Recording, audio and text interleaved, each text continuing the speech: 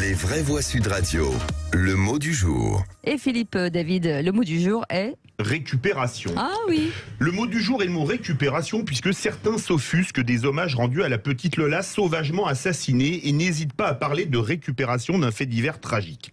Pour le Larousse, la récupération est l'action de récupérer quelque chose, quelqu'un, le fait de reprendre à son profit un mouvement d'opinion, une action collective en les détournant de leur sens original, l'action de remplacer des heures de travail perdues par un temps de travail équivalent.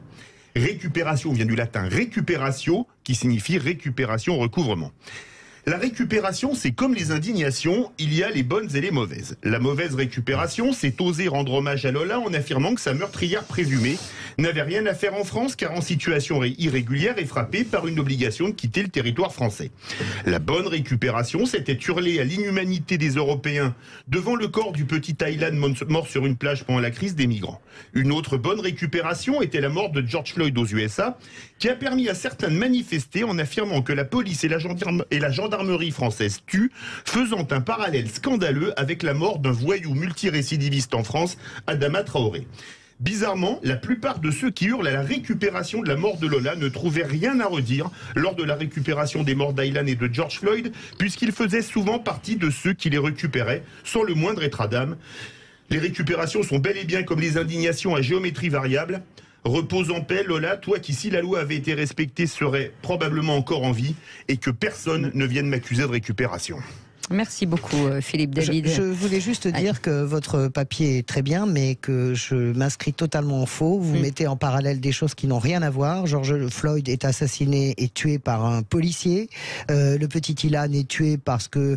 Là, vous mélangez tout. Alors on peut tout mélanger et après en tirer des conclusions. Mais il n'y a pas de récupération à géométrie variable. Quand la police qui possède le droit de tuer tue un innocent, c'est pas la même chose que quand Éric Zemmour parle de francocide parce que quelqu'un d'origine algérienne a tué une petite fille. C'est pas pareil.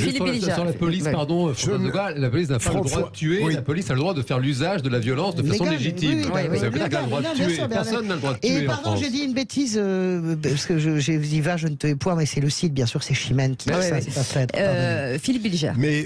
Mais contrairement à vous, Françoise, j'ai trouvé le mot du jour de Philippe à la fois intellectuellement valide et surtout courageux. Courageux parce que il a mis en évidence l'ambiguïté de la notion de récupération et je ne trouve pas que les exemples qu'il a pris étaient totalement infondés.